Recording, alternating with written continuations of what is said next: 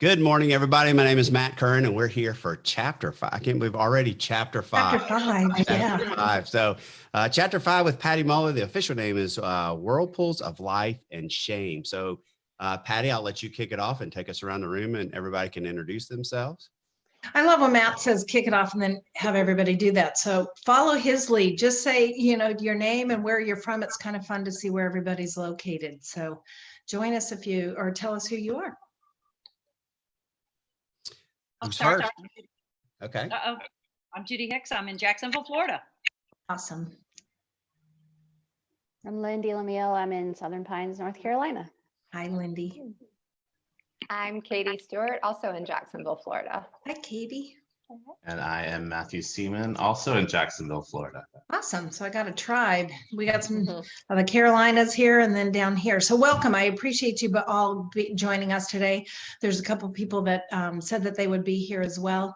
And there's Jamie. So Jamie, hi. I'm going to give you a second to join us. Let her audio come in. Yeah. She'll work on that. So today's conversation is about Chapter 5. I find it an interesting one. It's one that is very close to my heart. I agree that we need to talk about it. The first question I'm really going to throw out to the panel is the discussion of shame versus guilt. In trying to just kind of describe that for yourselves. What is the difference for you between shame and guilt? And there isn't a right or wrong answer. And again, I'm going to invite the community out there that's watching. Please write your comments, send us questions. I'm not looking at it. I get fumbled, but Matt sure has it. So he can filter those questions or comments into us. So I just try to manage one thing at a time. And good morning, Jamie. Good morning. Yeah, so what's the difference for you guys? What would you like to make a comment? Shame versus guilt?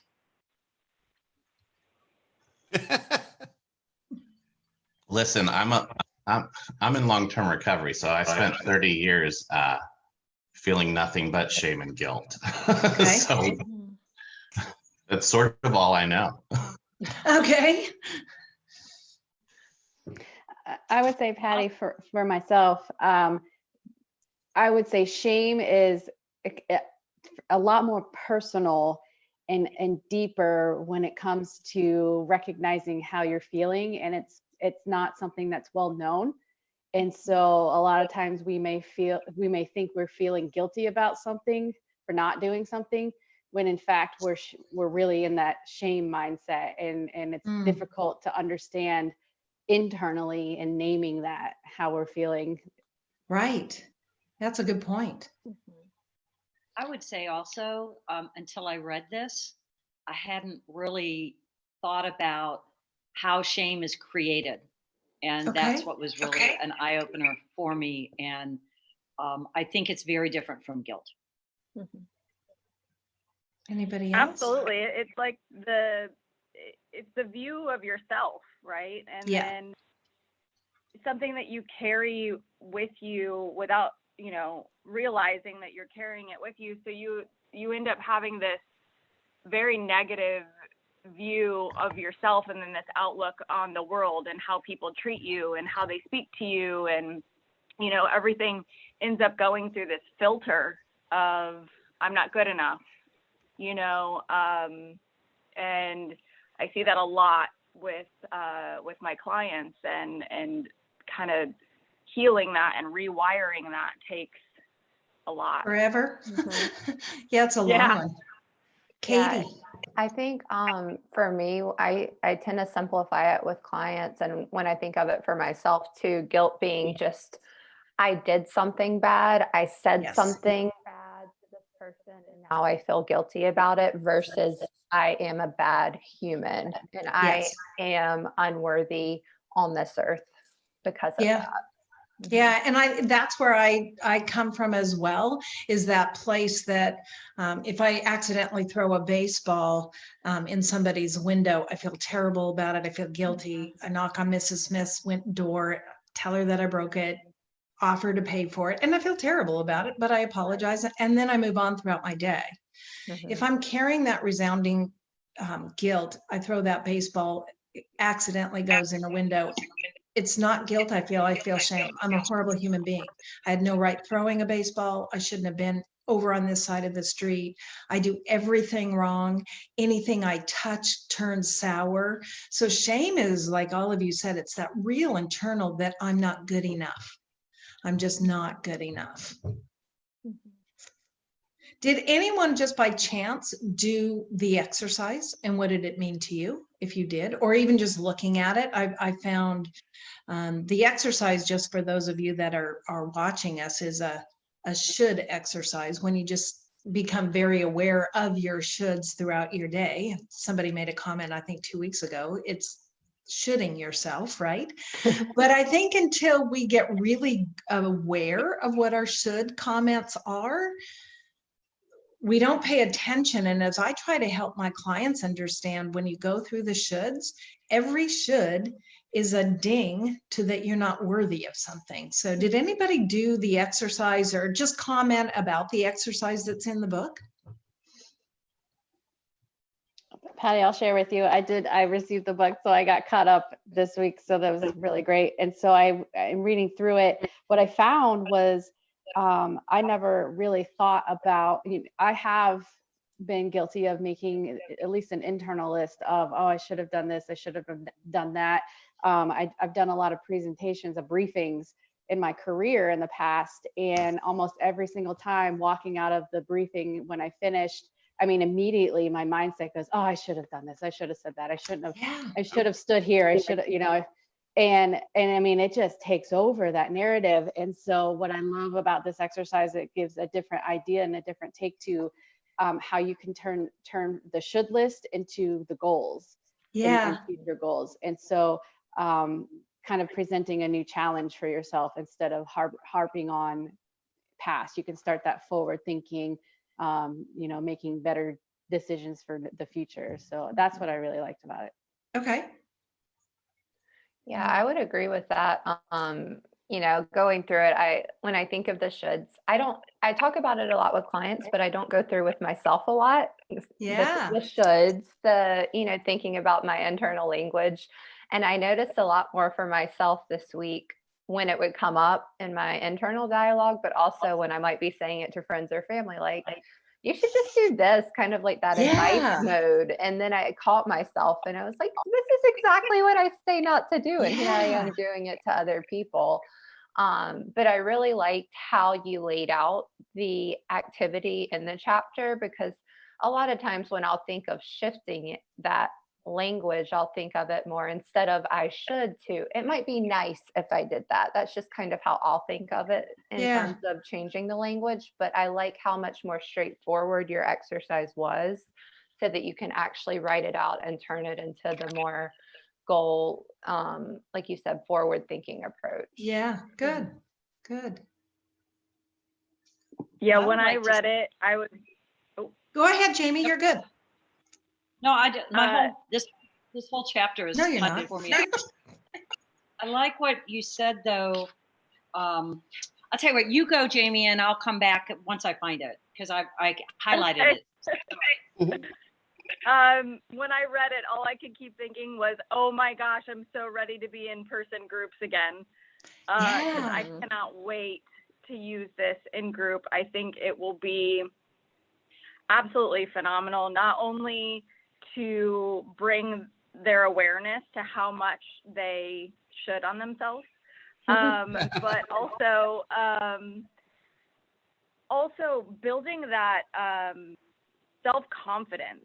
I loved just the empowering statements of I can do this, or do I even want to do this? Where is this coming from?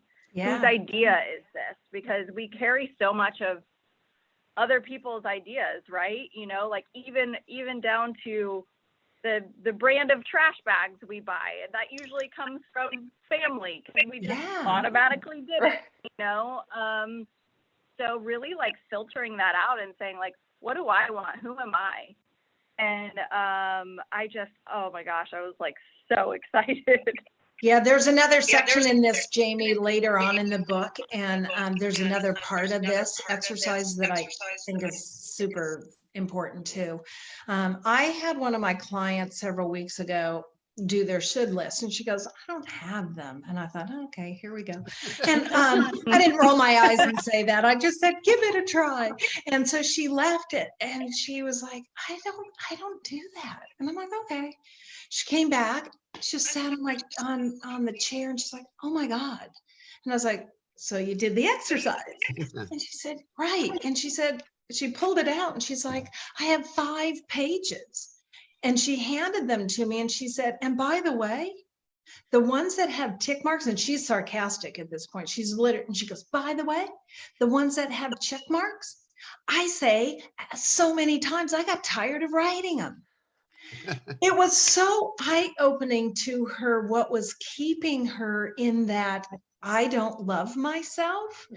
And the tick marks were just like, I'm a terrible friend, and just check mark after check mark after check mark. And sometimes I really believe, like Katie said, until you write it down, until you do the actual homework, sometimes you just go, no, I don't do that. Right? So sometimes I just really encourage people to do that. The one that's catching me right now, I'm going to be very self-disclosing right now, is with the other relationships.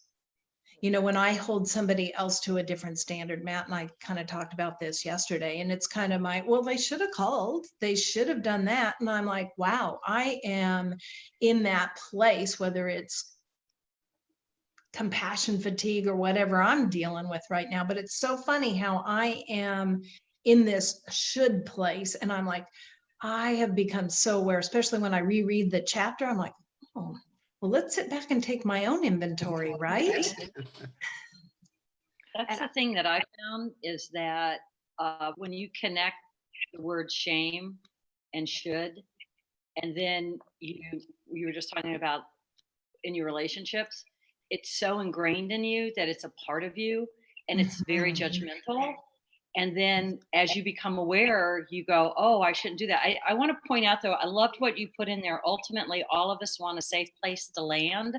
Yeah. And the thing that I liked about the way you did that was when you said, if I really wanted to, I could, because that takes that heaviness off of the shame and because I shoulded myself this morning, and I stopped myself right in the middle. I'm excited about it. I'm like, this is cool. I'm going to try this. But it kind of, it's like a freeing experience, because all of a sudden you realize you've got a choice. And I love that, because if we even just do this, being on this podcast, right? There's a pretty big list of people that have either been on here, said they were coming. And even as I sent this out, let's go through it. I really should go do the podcast with Patty. If I really wanted to, I could go do the podcast. Do I want to do this podcast with Patty? No, I really don't. I have so many things on my plate. I'm too busy. I've got a doctor's appointment. Doesn't matter what it is. I don't want to do it this morning. Then don't do it, and don't feel terrible about it. Do I really want to do the podcast with Patty? Yes. Can I? No, I have an appointment. You're done as well. It's that simple to transfer. If I can help people get that one line in there, if I really wanted to, I could. Do I want to? Yes or no? That's simple. Yes or no? Can I? Yes or no? It's that simple. And then you're released from it. And if people would work through that and just kind of get it in their brain, it simplifies people's lives. And so I have quite a few therapists on here. So take this one back. It works. I feel like too, with this particular topic with the shoulds, it has been so relatable during the quarantine phase, because people, it's almost like the mom guilt or the wife guilt or the teacher guilt, whatever it is, has been bombarding everybody with, I should be losing weight right now, or I should be exercising every day. I should be learning a new craft. I should be sewing masks. I should be teaching my kids a new language. I should be the perfect homeschooler. There's so many different shoulds that have come up for people. So I think that in itself can almost bring the shame level to a new height, just with all this extra time to think and to feel the extra feelings of guilt that then can transform into the shame. Yeah. And we're being bombarded. I love that Jamie kind of said, I can't wait to get back to group. And I think any of us that are in this business are realizing that we're going to be swamped with this stuff. And it's a great exercise to carry forward. Matthew, where are you seeing this in your world? Because you're right in it. So, as you all are talking, I'm sitting here thinking about, and I was thinking about it last night when I was reading the book, that in my mind, when we talk about shoulds, I have a long sort of, decades of that I can look back on, and moments when I should have taken a left instead of a right. I should not have done that first line of methamphetamines at age 15. I should not have dropped out of high school. I should not have stolen from my family. I should, and now I look back and, I've been in recovery for a few years now. And there's something to be said. And I don't know if it's me just trying to, I don't know, but what allows me to sleep at night is being able to look back and seeing all those lefts that should have been rights according to the social structure that you describe in the book, and how all those shoulds are sort of defined by, they don't take into account someone's personal experience, and if I hadn't taken a left instead of a right all of those times, I wouldn't be in a position now to be able to look at the clients that are coming in who are struggling, who have been Baker acted or arrested or fighting DUIs or getting in front of judges, or have all of that shame and guilt about what they've done to their family. I would not be able to look them in the eye and say, I've been there. I have literally been there. And bring it on. What have you got? Because I've been facing it, and I've gotten through it, and I'm where I'm at today. So if I can do it, so can you. So in my mind, that's where I'm kind of sitting in this conversation, to be honest with you. It's just. But I want you to sit there. Matthew, what you're bringing up is that thing that I think that's where we get to. This creates empathy.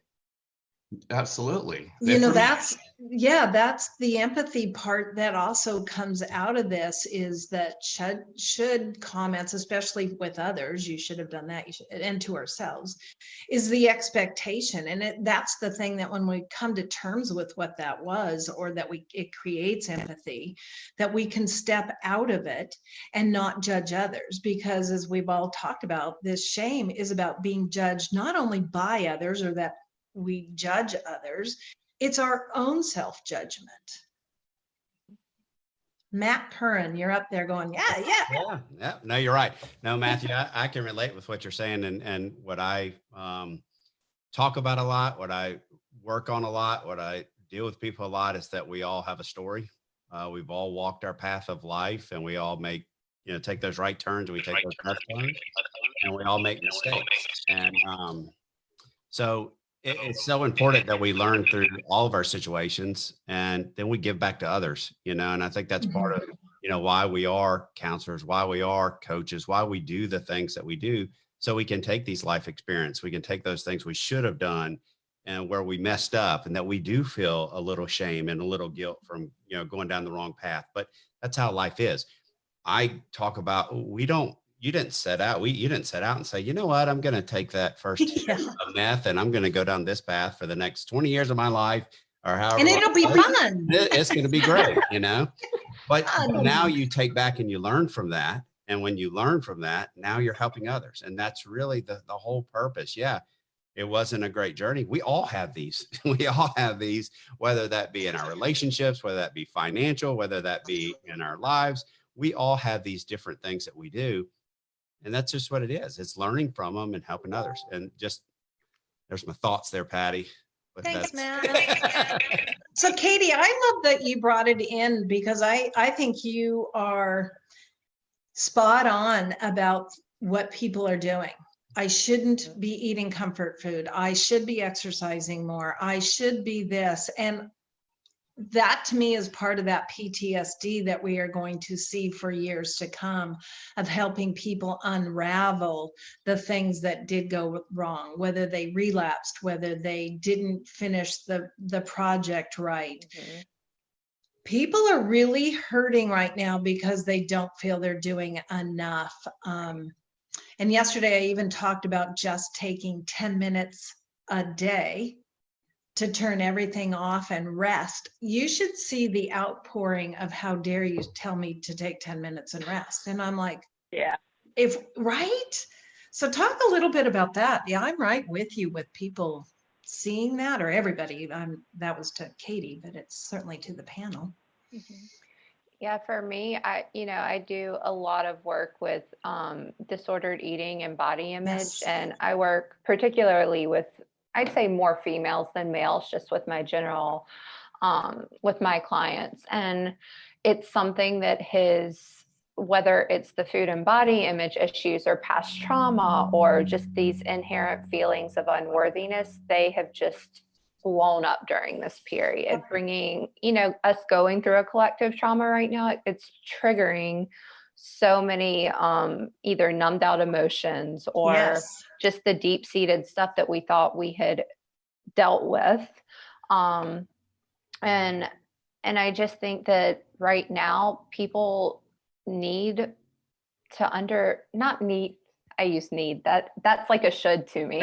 I saw your whole head go, wait. What's my head doing? What am I saying? I think it's important for people to just know that what they're going through is normal and expected, and that we have to have some grace and patience with ourselves and our situation, because our mental health matters more than any of the doing that we think we should be doing.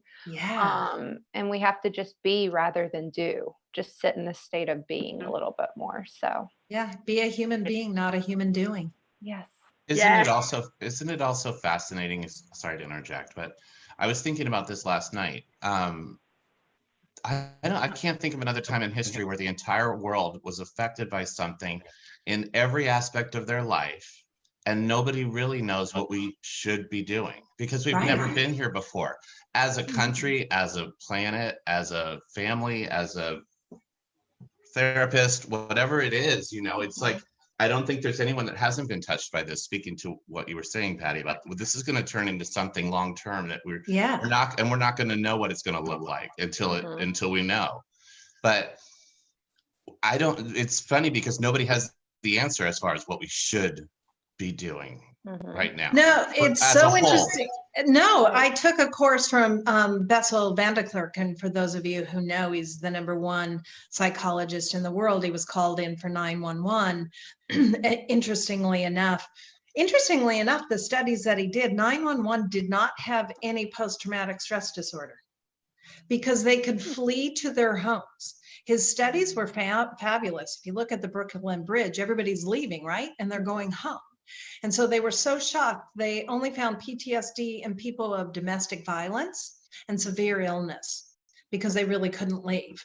But everybody else, because most people don't live in New York, right? They leave and they go out of the city. And that sense of having that safe place to land, Judy, going home, when you know you have somebody there that can talk to you about it, support you, be part of your support system, maybe you have animals, or it's just your home, that stopped the PTSD from really evolving. And one of the things he came on and said in the very beginning, it wasn't a huge group of people, but he came on and he said, okay, I know you all are looking to me for the answer, and you all want me to tell you how to help your clients and get you through this. I have no idea. We've never been here before. I'm in this boat with you all, and we're going to have to learn it as we go. And there was comfort and scariness all in that man at the same time. And Katie, to your point, what he really brought out is any of us that have had any kind of trauma in our backgrounds, if we haven't dealt with it, it's really super escalated and people don't know why. Or we've had trauma in our background and it's emerging and we're going, but I thought I had dealt with that. And so it's all of this stuff that's being created, and that shame piece we will have to continue to look at both personally and in the, with our friends Right. to see how people are affected. Another with the trauma, something that I didn't think about as much, but the financial or economic trauma that people have gone through in the past. So I'm noticing a lot of really increased fear, scarcity type of thinking for people who have maybe were strongly affected by past recessions, and now they're in this state, and it's just terrifying that Yeah. same situation is going to come back up. And I don't think that's something that's talked about as much, just that No. increased anxiety right now with the uncertainty. So trauma can exist on so many different realms, Yeah. not just, with Can social, emotional. Excuse me. Can one of you, though, because I've got a word that's floating through my mind, and you guys, this is what you guys do, that Katie, you hit on, poverty to say someone like me is the very worst thing that can happen to me. The very worst thing, because I feel powerless. Mm. And how do you address that now with people that I'm fortunate, my husband and I live very conservatively, so they're not going to come take our house or our car. But I know people that are near that point. And when you have no money and you're powerless, what do you say to somebody to help them get through this? Because that is so terrifying And real. Yeah. Yes. Anyone on the panel? I just provide as much support as I can, helping to find resources even, it's funny, like, kind of to speak on what you were talking about, we've never done this before. Even in our therapist role, I feel like we're just kind of getting creative, and we're doing things that like we don't usually do, where we're trying to like look into resources and things like that. I have a client that is kind of going through that herself. She's in this intense fear. She's got 3 kids. She's got a home that she just started renting, and now they're cutting her hours, and it's different every day. And so she's just in this constant fear. She's going to lose her job, and she's going to have no money, and she's going to get kicked out of her house, and then they're going to take her kids. And it goes down this like spiral, and trying to keep her in the present and grounded, and just provide support and encouragement as much as possible, because honestly, like, we get powerless. We don't have control over their financial situation either, and just trying to walk with them through the fire, and being as much as a support emotionally and mentally as possible. And yeah, I'm also having, the clients that are just getting affected by, the trauma of it. Bringing up the I'm not good enough, and I'm failing at teaching my kids math, and the teachers are calling me and saying that like I'm not turning in the homework on time, and they're going to send a truancy officer, and oh my gosh, they're going to take away my kids, but I'm trying to be the chef, and I'm trying to be the tutor, and I'm trying to be the teacher and the mom and the dad and the employee and everything, and I'm failing at all of it. And then I'm seeing like increased relapsing. And and Jamie, let's throw in the picture you just described, and let's throw in domestic violence on top of that. Yeah. Because people are in that situation, which sounds bleak as it is, and then you throw somebody in there, and to try to support somebody, people have asked why I've stayed open for sometimes. I'm trying to also provide a safe space for people to come, even if it's just to get out and start to have a plan.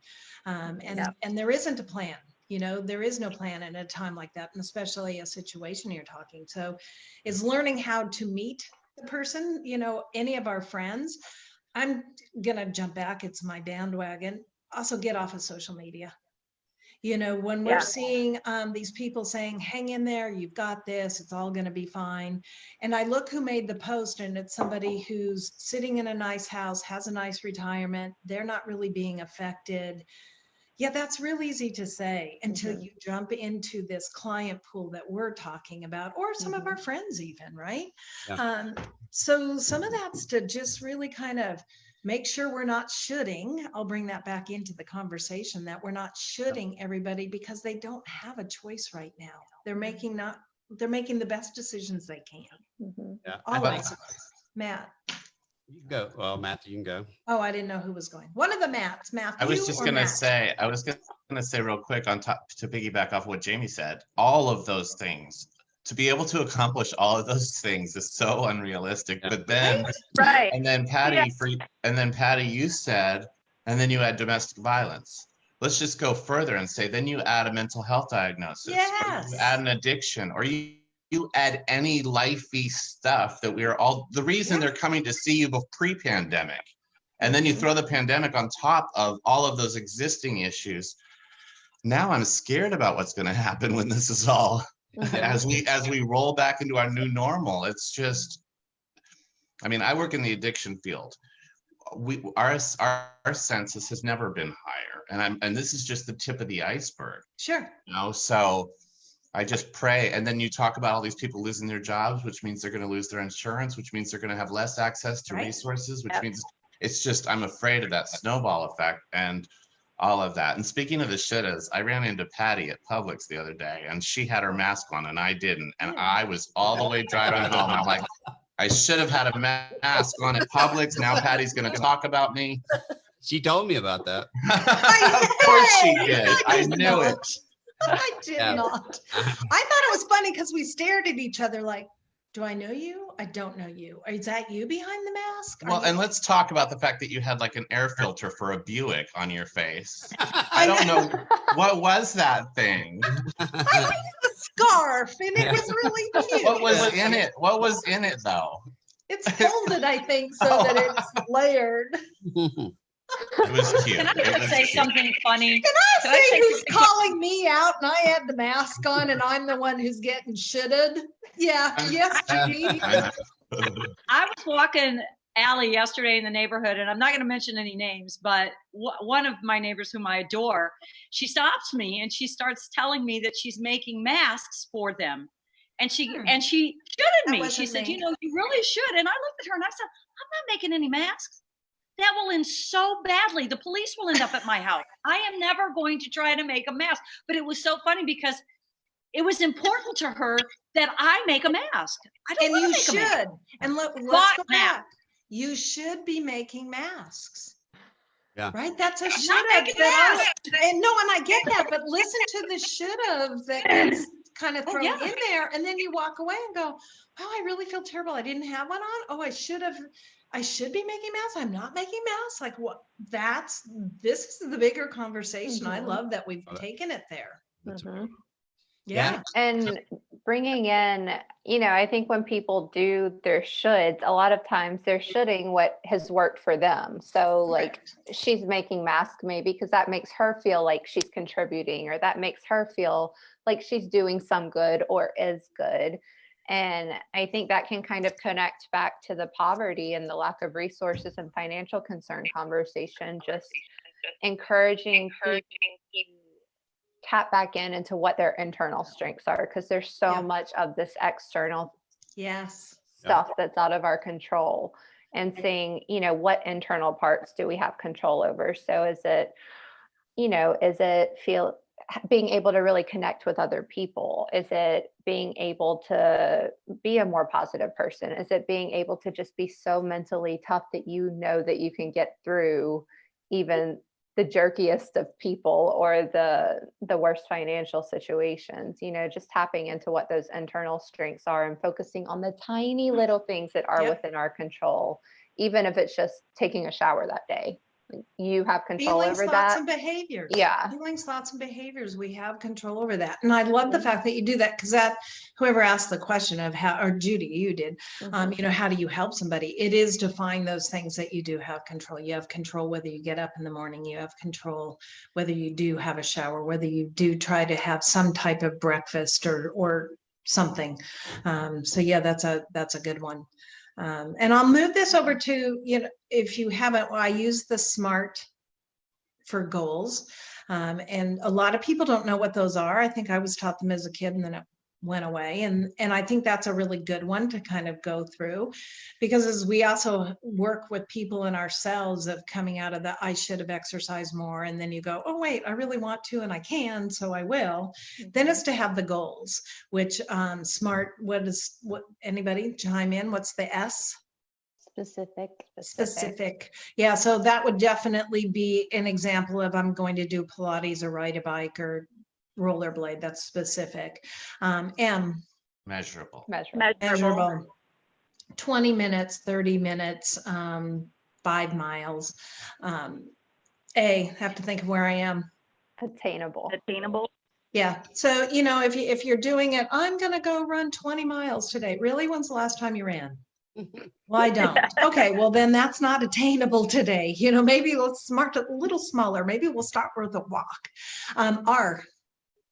Realistic. That goes back to the attainable as well. You know, it really, you start walking before you go run.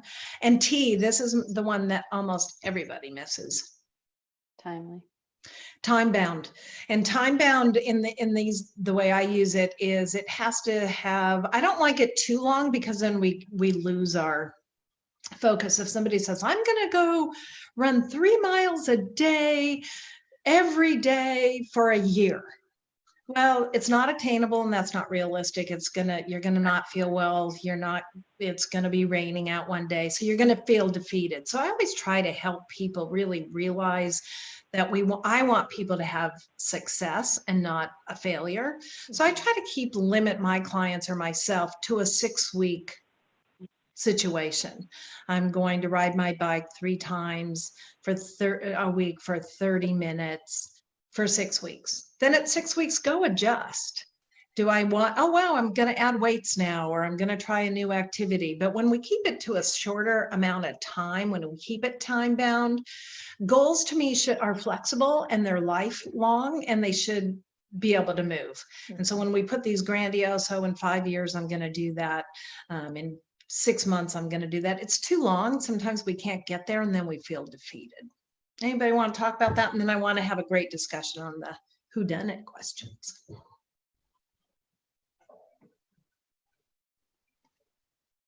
One.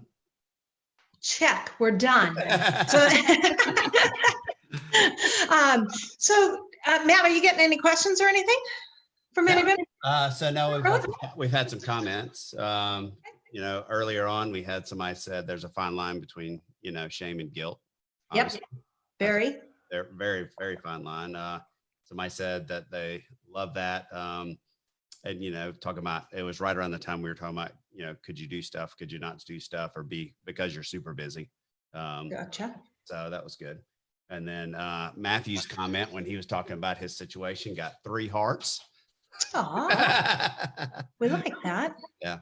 I think it's Matthew, so it could be me or it could be Matthew. But It was me. yeah. He has a fan base. That's it. It's his fan base that he's Yeah. My followers. That's right. So my next one is also a great one. I struggle, I'll do it. And then I kind of catch myself is asking the why question. And for those of you that are out there watching, a why question is really a question of judgment. And that's why I put it in this chapter is when we ask why, we are actually telling ourselves that there is something wrong. Or when we ask somebody else a why question, we're stating that we think something's off with that. And then it can be a real simple example of, you know, why are you going to Mexico? And the person needs to defend that. Cheap airline flight, I've never been, it's my vacation. And they feel really guilty about answering that question unless it's switched around to, what led you to go to Mexico? Oh my God, the fare was $100. I haven't been, I'm meeting 5 girls. You get this enormous story when you switch the why questions. I'm very guilty of them. I ask them, I do try to switch it if I catch myself doing that. Are you all aware of your why questions? I'll tell you, Matt. that's something that I try to think about a lot because, you know, why we've talked about this, Patty, but why put you on defense? Yeah. Automatically, right when the why question comes out of your mouth, you automatically, body language changes. They go in that fight mode, they're automatically feeling guilty. And so it's just, in communication, you really have to think about how you ask somebody the question. And if you don't, you can start and stop a question, a conversation with just asking the why question. And once you got to try to fight to get the whole conversation back. So I agree. Go ahead, Matthew. No, I mean, I get this every day from, I get the hysterical parents. Why can't they just get sober? Why can't they stop doing drugs? Why did they steal from me? Why did they this? Why did they that? And Patty, I got so excited when I was reading this chapter last night, because I have to rethink everything that comes out of my mouth. Jamie can probably attest to this, but like that, but I do it all day. And how fun is it to try to restructure those questions in a productive, of course. And you even talked in the book about how a child, the terrible, why? Well, of course, a 2-year-old doesn't know that that's going to bring on a negative and defensive, a response, or that, they can't articulate so what was it that made you come to that decision? Or what information were you provided with that brought you to that conclusion? So I'm kind of excited to listen for those whys when they fly out of my mouth, and find more constructive and curious ways to approach those conversations. That had me like standing up in my living room last night. I'm like, this is going to be great. I'm going to stop being the why guy. Awesome. Actually, when I was getting my degree, I wrote a whole paper. They told us we had to pick a word in communication to write about, and I wrote about why, because I just think it's there's two things. What is your why, and then there is the why questions, so it's a word that can be thought about in a positive way, but also it can be just a negative shutdown way. So. Yeah, that brings up a good point, because when I was reading this, I was thinking about the two different versions of it, because when just exploring things with people, I think it's very important to not use the why, and to use more of the how. So what makes you say that? Those type of questions like we're talking about. But then I also think of the other side, and something I think is important that I do, or I'll encourage clients to do, is to use the why to find their true motivation for change. So for their recovery, why do they want recovery? Okay, so that my family will forgive me. Okay, why do you want your family to forgive you? And to keep taking it a step further to try to get down to their very internal motivation. I think the why question has been helpful. But that's I'm going to challenge you on that. Okay, because that was what I was wondering. Here's the thing. I'm sitting here going, I should have explored this in the book. And I went, oh my God, there's a should have. First of all, I'm just going to admit that when Katie's talking, and that's why I'm bringing it up. I'm shitting myself on this. What is going to be the benefit of you not being a drug addict? I think any one of those can be switched for me. That's how where I kind of go. And yet I'm sitting here over in my should have world, right? I really am. I'm being really super honest with you guys. What is your why? Now I'm sitting over here going, that's interesting. I didn't think of that as I wrote the book and until this moment. And yet I listen to that podcast, What is Your Why, all the time. Talk about that. This is really interesting for me, because my brain hadn't gone there. So panel, jump in here. I got the shoulds, I got the why. Go. Me too. Lindy, what you got? Yeah. Need to work Lindy in here.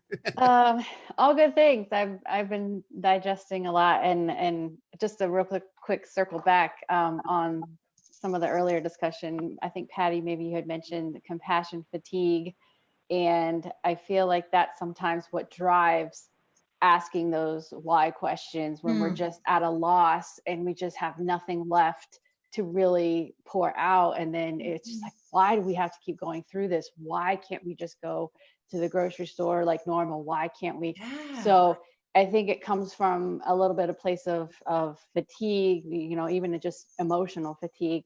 And I do find myself, I am very guilty when I walk out into my back deck and I see my husband working and building. I mean, I ask him why he's doing stuff all the time.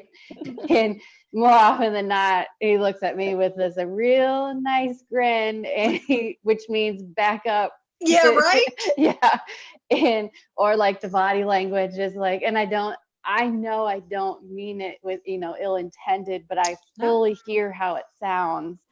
And so I'm like, yeah, I just did that. And here I am. I'm in it now. So navigate through it, find that shift. And like you were talking about, and I don't know. I just in my experience, and especially from a coaching standpoint, the idea is to get someone to open up and to describe more about the situation.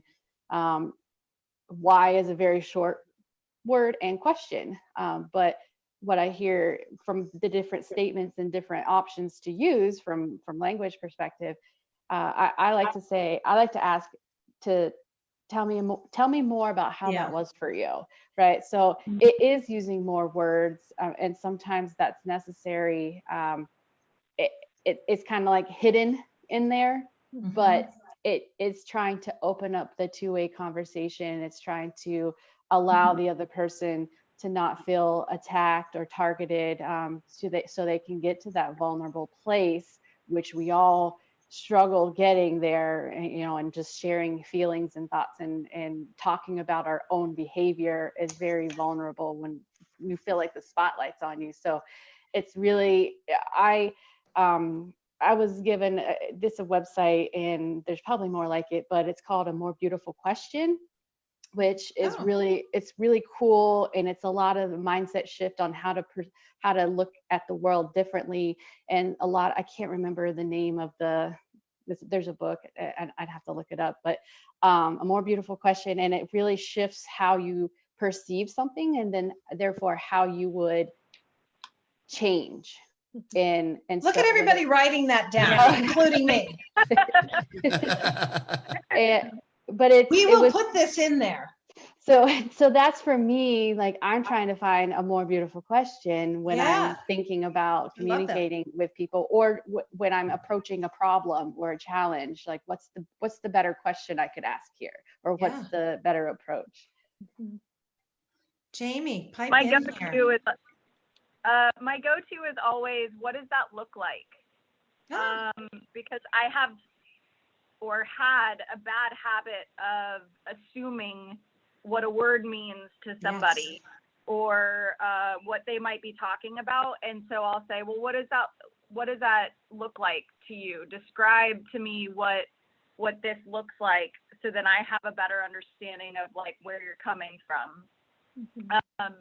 So that helps me understand it. It helps them open up and go, oh, like they care about what I think, or they want to understand me, so I do a lot of like, what does that look like, or what does that word mean? So sometimes a client will use a word, and to me it means one thing, and to them it means something totally different. So I try to make sure that I understand their language, not mine. Yeah, and that's always interesting, right? I do a lot of couples counseling, so I always try to clarify what words mean, because it's amazing what one word means to one couple. I threw trust out the other day. Well, that conversation is not going to be done for a long time. Man, they were two different. And that was interesting. Somebody 20 years into marriage, and they had very different views. And it was just a fun conversation. And I like the curiosity part.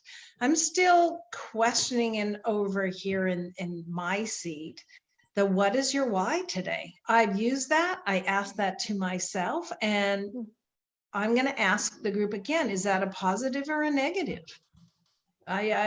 This is what's going on in my head just in this conversation. What's your why today? Do you say that to yourself? Do you ask that of people? Judy? I'll say something. I'll say something. Several years ago, I've had a professional business coach since 2005, and she took me through the why of my business. Okay. And I felt like I broke out in a sweat because it was so personal to me to have to share that. And it was layers of getting to it, to where we finally discovered, and I was able to admit that for me personally, I just wanted to help people. I just had this empathy for people that I didn't really realize that's what it was about. Okay. And it's like with Women Aid, the group that I've had for 17 years. I always said it shouldn't hurt to be a child, because that was my why, because it hurt to be a child. Right. And it was the only way that I could, it just like busted out of me one day that this is what I could do because of that. And I think that, going back to Matt, isn't it interesting how you ask why in two different ways and they have totally different meanings? I didn't think of that either until he said that, but I was like, yeah, but it's something that you have to drag out of people sometimes, because there's so much other stuff buried deep around it that they don't realize. That I think for me, I thought it was something that was bad, or something, again, that shame thing of I'm good enough. But I discovered through that exercise, it was something that was very deep inside of me, that it just blossomed, and it helped my business so much too. So it was very interesting. Yeah, I want to read one point somebody made real quick. It was Lisa. She said, parting thought. She said, sharing our why involves vulnerability, and we need to feel safe to answer that question. Yeah. Absolutely. Absolutely. And that goes back to that moment where I always kind of cradle my hands. It's to help somebody land in a safe place. And we can do that with our children. We can do that with our friends.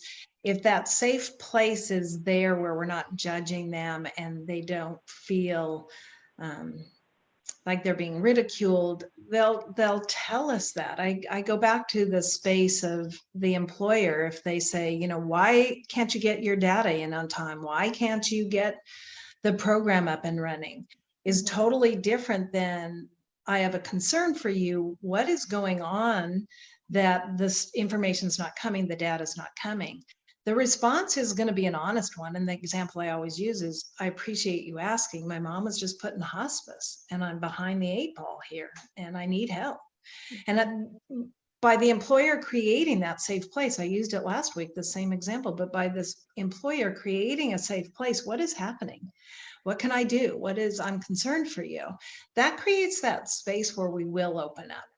And it's the same with our friends. If we create that safe place where somebody knows that they can come sit on your couch, have a cup of coffee, and just really open up, I think that's for me, that was the intention of this chapter.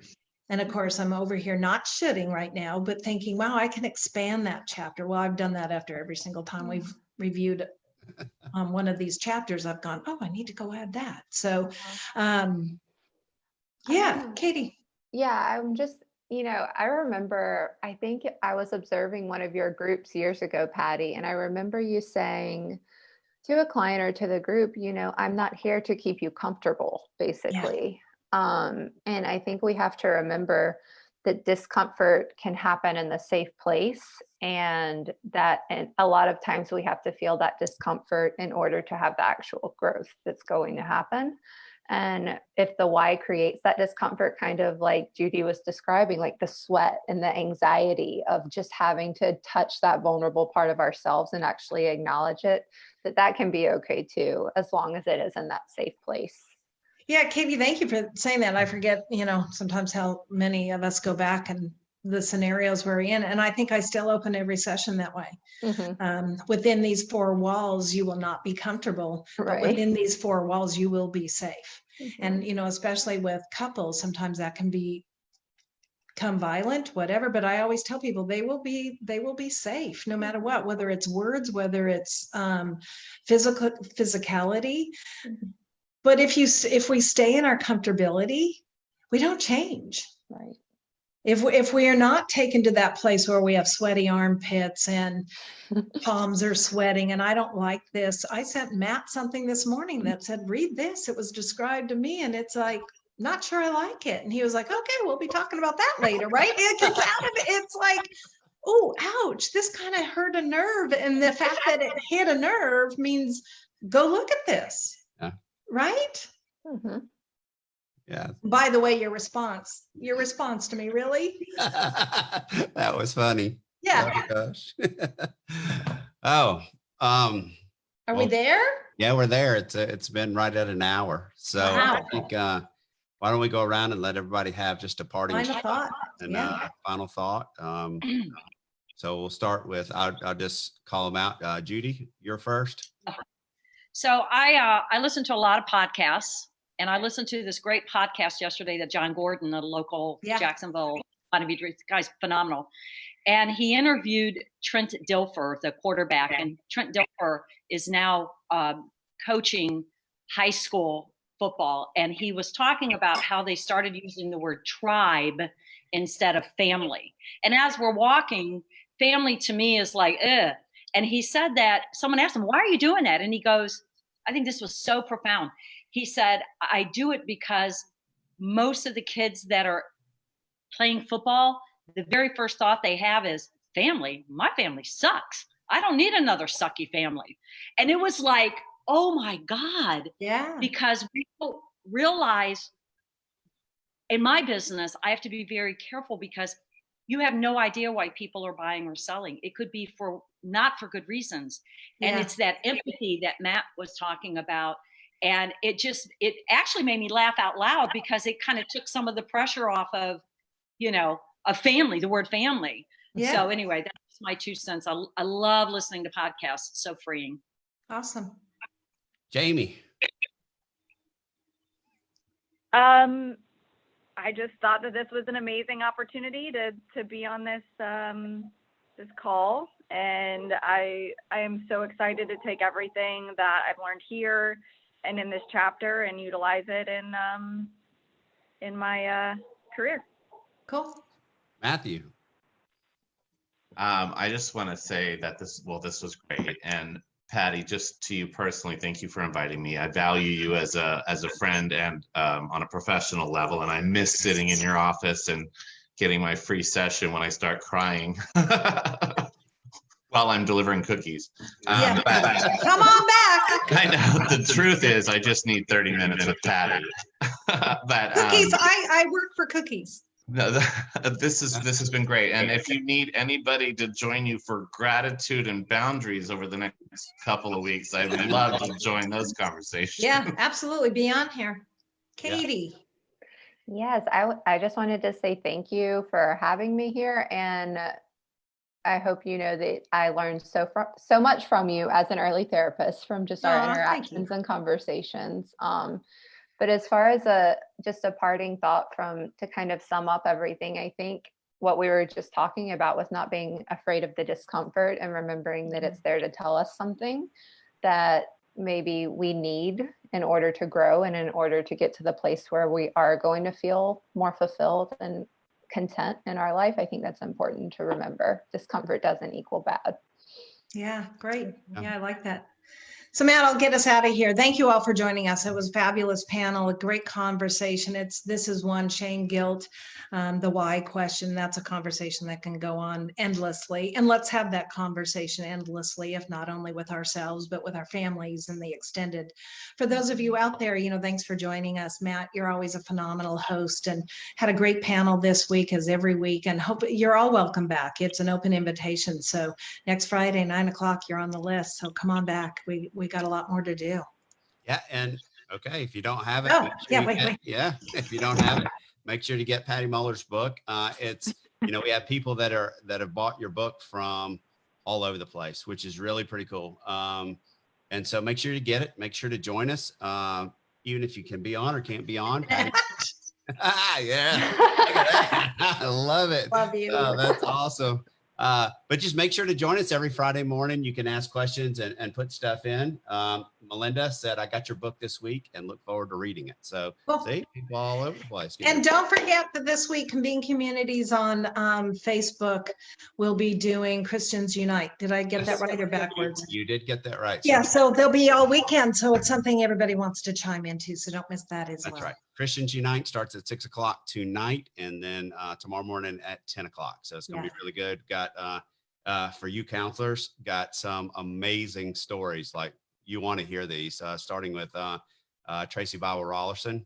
Be on at 6 o'clock because it'll be one of the most amazing stories that you will ever hear of what she's done. And she's from right down in y'all's area. In Jacksonville, yeah. Jacksonville. So just a wonderful lady. Has a website called Share Your Dirt, but I'll start by interviewing her. I interviewed her last week. Just incredible. And you would just be shocked when you hear her story. But she's, was in a spot, went through a lot of stuff in life, and is out on the other side, just making a huge difference in life. But other than that, we got 10 total speakers, Grayson Marshall Jr.